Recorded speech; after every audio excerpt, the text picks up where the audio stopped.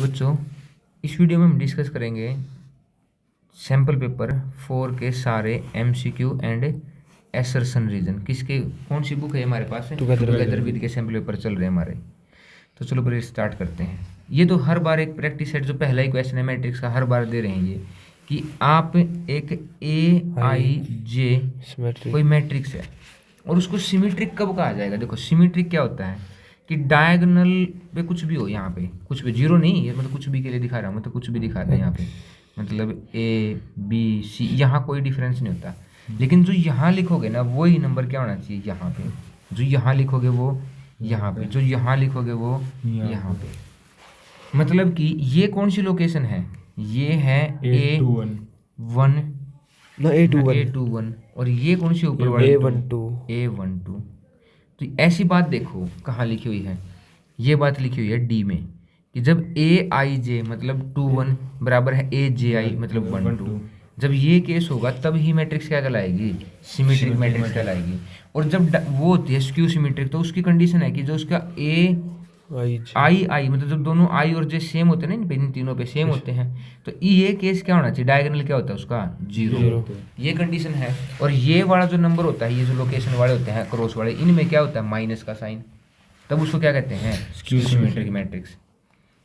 क्या लिखा हुआ प्रेरित है कि एक मैट्रिक्स का डेटर्मिनेंट माइनस का 4 है और हमें निकालना है उस मैट्रिक्स के स्क्वायर का डेटर्मिनेंट। तो एक फॉर्मूला है कि a की पावर n का डेटर्मिनेंट सोल्व कर रहे हो तो डेटर्मिनेंट ऑफ a की पावर n। तो इसको क्या लिख दूंगा प्रेरित है, डेटर्मिनेंट ऑफ a का स्क्वायर माइनस 4 का स्क्वायर 16। सीधा आंसर। ये बताओ कि a b c 3 collinear point है, तो एक ही लाइन पे है, तो मतलब कि ए बी और बी सी के बीच में एंगल कितने का है, 0 डिग्री का। और जब एंगल 0 होता है इसका मतलब उन दोनों का क्रॉस प्रोडक्ट किसके बराबर होता है, 0 के इक्वल होता है। तो क्या हाँ है, डी ऑप्शन है, a b cross a c is equal to 0। क्या लिखे यहाँ पर देते हैं कि ये है वैल्यू के एक्स कोशिकेंट 3x, जब x नॉट इक्वल टू 0 और x इक्वल टू 0 तो कितना होगा 2, कितना होगा 2। अब यहाँ पे गजब बात क्या है कि ये कंडीशन हमेशा आती है कंटिन्यूटी की, हर बार में कंटिन्यूटी का क्वेश्चन जिसमें लेफ्ट हैंड लिमिट बराबर है राइट हैंड लिमिट है और ये फंक्शन की बराबर है, तो ये तो फंक्शन की वैल्यू है 2, तो लेफ्ट हैंड लिमिट में कहाँ पुट करूंगा प्रेरित, के एक्स वाली लाइन में। तो कोशिकेंट क्या होता है, साइन का उल्टा, साइन 3x, और मैं यहाँ 3 से मल्टीप्लाई करके 3 से डिवाइड कर दूँ। और एक फॉर्मूला होता है कि limit x tends to 0 sine x upon x या फिर x अपॉन साइन x, दोनों की वैल्यू कितनी होती है 1। अब यहाँ देखो नीचे भी 3x है ऊपर भी, तो इसकी वैल्यू कितनी होगी 1, तो कितना आ गया टोटल k/3। और ये वैल्यू किसके बराबर है, फंक्शन के, फंक्शन की वैल्यू कितनी थी 2, 3 डिवाइड में उधर जाके मल्टीप्लाई में k की वैल्यू कितनी आ गई 6 आ गई। अच्छा ये नहीं था क्या, कहाँ है, कहाँ गया, ये रहा। इसने कहा है कि f(x) g(x) का डेरिवेटिव है, तो मैं जब g इसका डेरिवेटिव है ये और मैं इसका इंटीग्रेशन करूंगा तो फिर क्या निकल के आएगा, gx ही तो निकल के आएगा, और प्लस में क्या लगाते हैं c। ठीक है। अगला क्वेश्चन, इसने कहा है कि d की पावर 3y अपॉन dx की पावर 3 की power 2/3 is equal to x। ऐसे पावर रूट में नहीं होनी चाहिए प्रेरित, तो दोनों तरफ क्या कर देंगे, क्यूब कर देंगे, क्यूब रूट कैंसिल करना तो क्यूब करेंगे, तो क्यूब से यहाँ से क्यूब कैंसिल, इधर क्या आ जाएगा 3। इसका जो ऑर्डर है, ऑर्डर कितना है प्रेरित, 3, और डिग्री कितनी है 2। ऑर्डर को क्या कहा है इन्होंने m, और डिग्री को क्या कहा है n, और निकालने के लिए क्या बोला है 3n माइनस m। तो n की वैल्यू कितनी है 2, 3 2 जा 6 माइनस 3 कितना आ गया हमारा 3 a। अगला क्वेश्चन, क्या लिखा है इसने कि जो 3x माइनस वाई है वो छोटा है किससे, 0 से। ठीक है प्रेरित, 4 से, तो हाँ 4 से, तो मैं x 0 पुट करूंगा तो y कितना है 4, नहीं माइनस का 4, -4। तो ये कहाँ है वैल्यू 0, और y 0 है तो x कितना है 4/3। 4/3। सही बात है, ठीक है। अब ये मान लो ये ऐसी लाइन आई यहाँ पे कितना है कि 4/3 और 0, यही बात होगी। अब इसका रीजन कौन सा है? अगर मैं इसके एक साइड 0 0 देखूं और 0 0 पुट करूं, क्या वो 4 से छोटे हैं? छोटे हैं, इधर है वही बात। और वैसे भी हम इसका सीधा आंसर भी निकाल सकते थे कि कौन सी कंडीशन इसके हाफ प्लेन में है। 0 0 पुट किया, सही है, 4 से छोटा। 1 1 पुट करो, 3 1 जा 3 -1 कितना हो गया 2 2 जो 4 से छोटा है तो ये भी लाई कर रहा है, ये भी कर रहा है। अगला क्वेश्चन, 3x की वैल्यू 1, 3 1 जा 1, माइनस y की वैल्यू -2, माइनस से प्लस है। क्या 3 + 4 3 + 2 4 से छोटा है? नहीं, तो यही पॉइंट लाई नहीं कर रहा वहाँ पे। अगला प्रेरित है, A and B represent rhombus है। पिछले सैम्पल पेपर में भी यही बात आई थी कि दो वेक्टर अगर रोम्बस के हैं, डायगोनल हैं, तो डायगोनल है तो उनके बीच में कितने डिग्री का एंगल है? 90 डिग्री का। और उनका डॉट प्रोडक्ट किसके बराबर होगा? 0 के। तो पहला ही क्वेश्चन, बहुत कई बार आ गया क्वेश्चन रोम्बस का। अब प्रेरित क्या है? इंटीग्रेशन 0 से लेके 2 तक 1/x²/4 dx। इसका इंटीग्रेशन कितना होता है? सीधा 1/a। a क्या होता है यहाँ पे? 2 का स्क्वायर है। मतलब ये फॉर्मूला है 1/x² + a² का कितना? 1/a tan inverse x/a plus c। तो पुट करो 1/a तो कितना हो गया 2 tan इनवर्स x कितना होगा x, और a कितना है 2। Lower limit 0, upper limit 2। Put करो 1/2 tan inverse 2/2 1 minus tan inverse 0। तो tan इनवर्स 1 किस पे होता है प्रेरित है? π/4 मतलब 45 पे। माइनस tan इनवर्स 0 किस पे होता है? 0 पे। तो कितना हो गया 45/2 मतलब π/4 मल्टीप्लाई में कितना है 1/2 π/8। ठीक है, यस सर। ये तो पहले ही आई थी प्रेरित कि नॉन सिंगुलर मैट्रिक्स आई थी पिछले में, 0 जिसका डेटरमिनेंट कितना होता है 0। और नॉन सिंगुलर क्या होगी? जिसका डेटरमिनेंट कितना नहीं होगा 0 नहीं होगा। तो k और -3 डेटरमिनेंट निकालो, -6 - 3k नहीं इक्वल होगा किसके? 0 पे। ये माइनस का 3 उधर जाके प्लस का = 3k डिवाइड किया तो k की वैल्यू क्या नहीं होनी चाहिए? -2 नहीं होनी चाहिए। तो कौन सा ऑप्शन है? C option. B sir. अच्छा नहीं होनी चाहिए है भी नहीं, -2 जो d है। अच्छा -2 कौन सा है? D। डी। -2 नहीं होनी चाहिए D अभी सर। तो लिखा है कि बस नॉन सिंगुलर मैट्रिक्स का जिसका डेटरमिनेंट 0 नहीं होगा। Yes sir. अगला क्वेश्चन क्या है प्रेरित है कि ये पॉइंट दे दिए इतने सारे और इसने कहा है z कितना है? z है px + qy और इसने कहा है a पे a पॉइंट कितना है 3,2 और d पे d कितना है प्रेरित है 1,6। दोनों क्या है? इक्वल है। तो पुट करो ये वैल्यू पुट करो z a कितनी होगी 3p + 2q और z d ये कितना है p + 6q। दोनों क्या होंगे? इक्वल। तो इक्वल पुट कर देंगे 3p + 2q। p वाले को इधर ले गया, 2q वाले को इधर ले आया तो 6q - 2q = 3p - p। ये कितना आ गया 4q = 2p। 2 से डिवाइड किया 2q = p। 2q = p। D option हमारा। ठीक है भी ना? Yes sir. अगला क्वेश्चन क्या कहा है?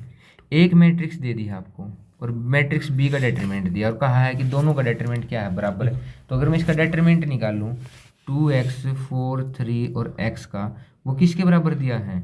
12 के। तो क्या होगा 2x² माइनस कितना 4 3 जा 12 = कितना हो गया 12। तो ये 2x² उधर जाके क्या हो गया प्लस हो जाए 24 हो जाएगा।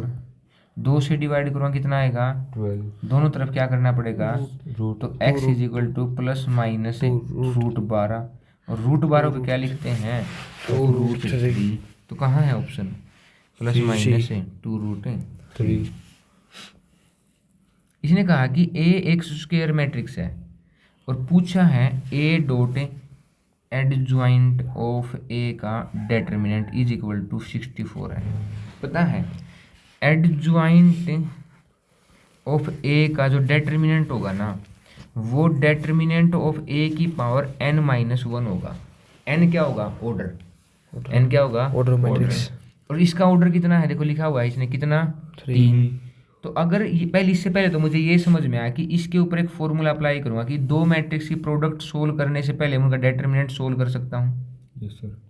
विनय सही बात है। Yes sir. Is equal to कितना है? 64। प्रेरित। Yes sir. अब देखो ये जो डेटर्मिनेंट है, ये तो डेटर्मिनेंट ए है।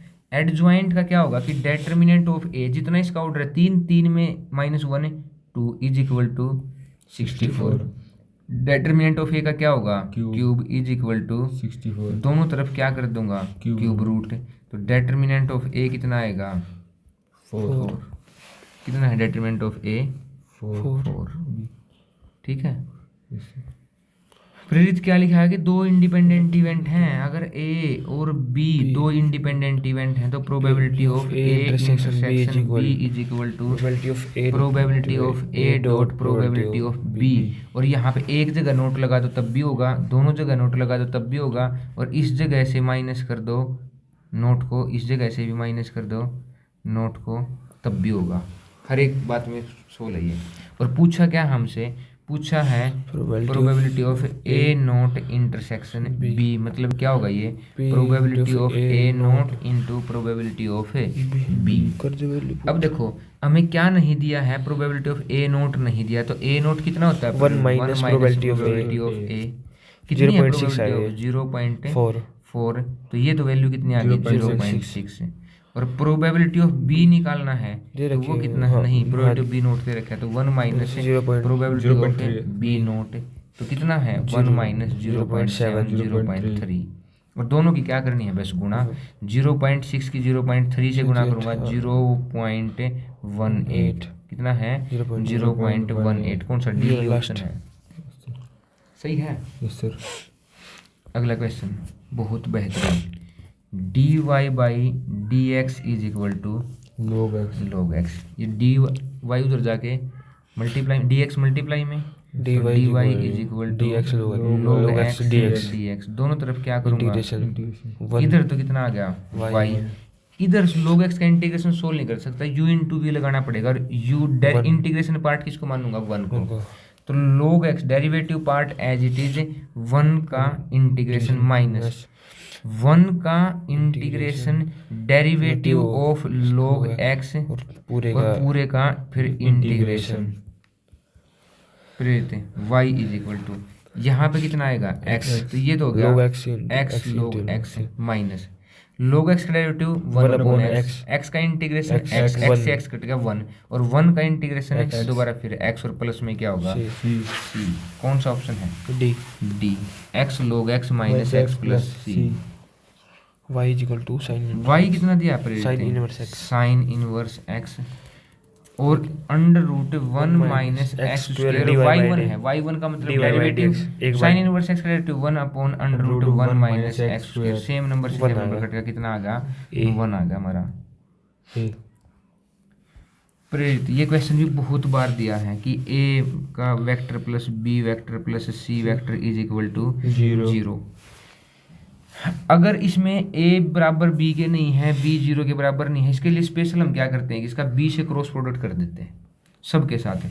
तो b का क्रॉस प्रोडक्ट किसके साथ है? a के साथ। b का सेम वेक्टर का सेम वेक्टर से क्रॉस प्रोडक्ट है 0, प्लस में b का क्रॉस प्रोडक्ट है c के साथ, और 0 वेक्टर के साथ करोगे तो कितना आएगा? 0 वेक्टर था यहाँ पे प्रेरित, क्या था? वेक्टर था।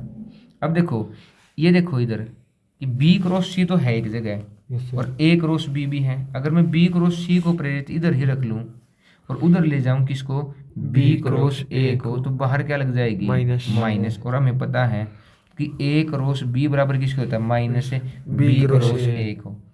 तो मैं इस माइनस को अंदर करूंगा तो वैसे इसको क्या कर सकता हूँ? उल्टा, मतलब a क्रॉस b लिख सकता हूँ। और ये देखो b क्रॉस c बराबर है a क्रॉस b। कौन से ऑप्शन में है?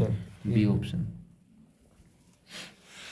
क्या बोला? डायरेक्शन रेशियो निकालो। क्या निकालो? Direction ratio.